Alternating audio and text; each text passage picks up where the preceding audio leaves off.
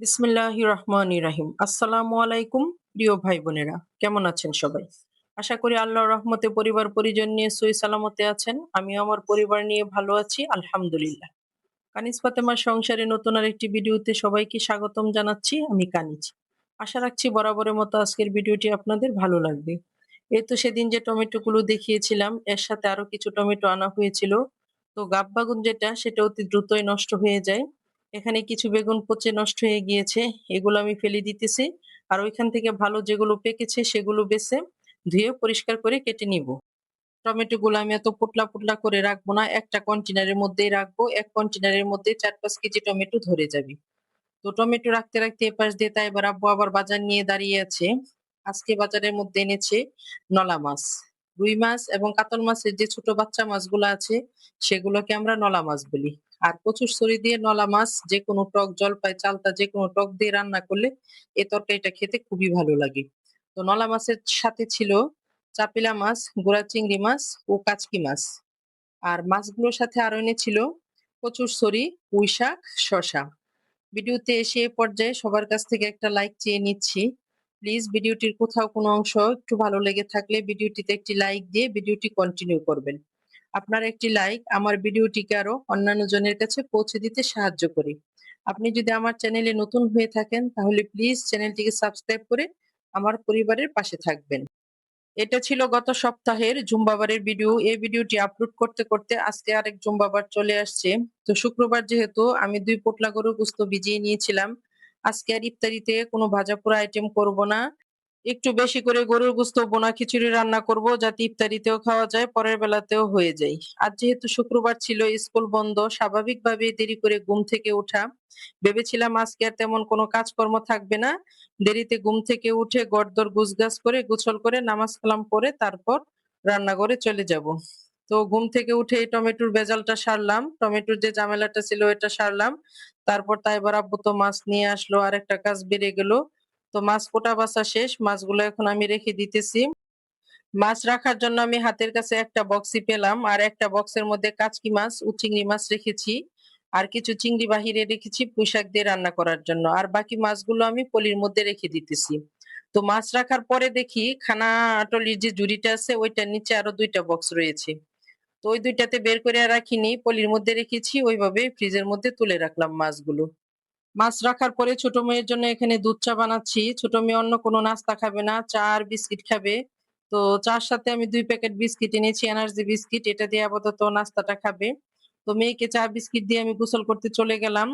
গোসল করে নামাজ পড়ে তারপর হঠাৎ তাই এবার আব্বু বলতেছে জুম্বার নামাজ পড়ে এসে পাঞ্জাবি বানাতে যাবি। তো বাবা ছেলের জন্য পাঞ্জাবি বানাতে দিয়ে আসবে, আমাকে সাথে নিয়ে যাবে, আমি চয়েস করে পাঞ্জাবি বানাতে দিয়ে আসবো। তো এই তো আমরা পাঞ্জাবির দোকানে চলে গেলাম, আর দোকানটা বেশি একটা দূরে না, আমাদের বাসা থেকে মোটামুটি কাছেই, 20 টাকা রিক্সা ভাড়া লাগে যেতে। তাই এবার আব্বু ঈদের সময় জামা কাপড় কিনলে আমার পছন্দ মতোই জামা কাপড় কিনে। গতবার এই দোকানটা থেকে পাঞ্জাবি বানিয়ে নিয়েছিল, এবারও এই দোকানে আসছে পাঞ্জাবি বানাতে।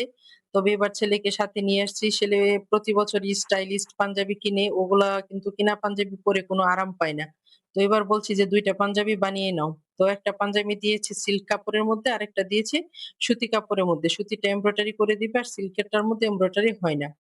তো ছেলে দিয়েছে 2টা পাঞ্জাবি ও একটা পাজামা সাথে, আর ছেলের বাবা দিয়েছে শুধু একটা পাঞ্জাবি। তো ছেলের বাবা পাজামা পরে না, ঈদের দিন পাঞ্জাবি লুঙ্গির সাথে পরে ঈদের নামাজ পড়তে যাই।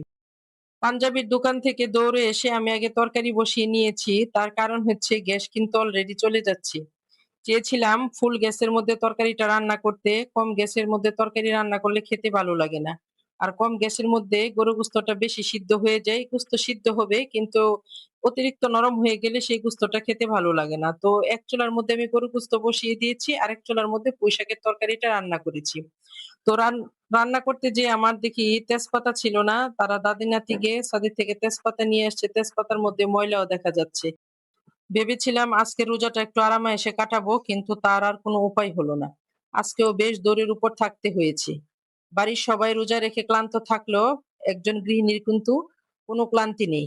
রোজার দিনে একজন গৃহিণীর জীবন অনেক পরিশ্রমের হলেও তিনি অনেক সময় ধৈর্য ও ভালোবাসা দিয়ে সব কাজ করেন। গৃহিণীর কোনো ক্লান্তি নেই।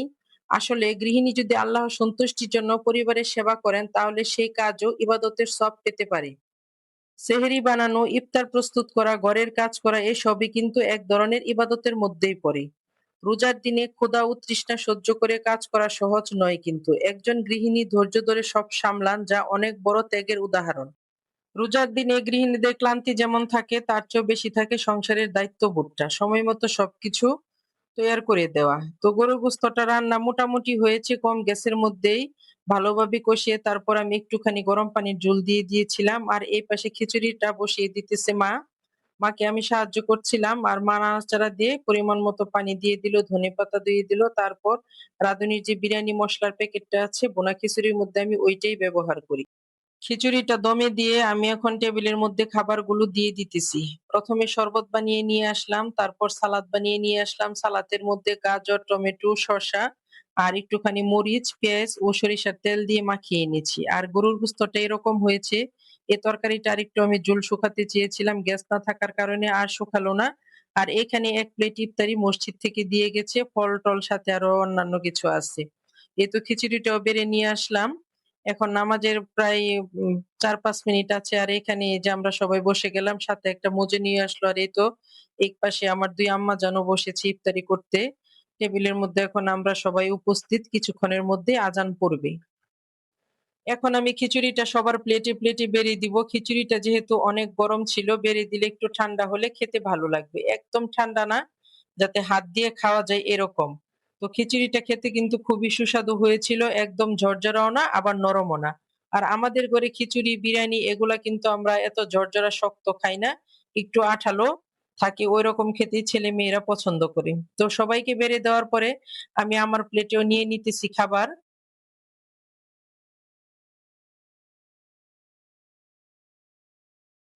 এই তো এখন আজান দিয়ে দিল। আমি ১ম এ একটু খেজুর মুখে নিতেছি। খেজুর খাওয়ার পরে আমি শরবতটা খাবো।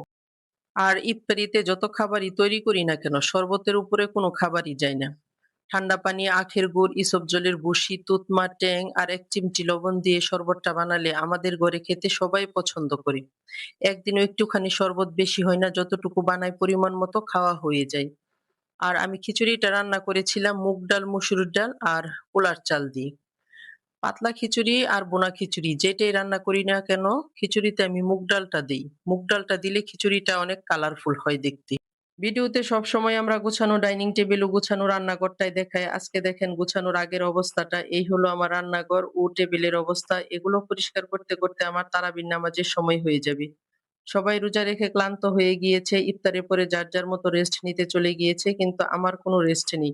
আমি এখন এগুলা ধুয়ে পরিষ্কার করব। তারপর আবার নামাজ পড়তে যাব। আজকের মতো বিদায়। আল্লাহ হাফিজ।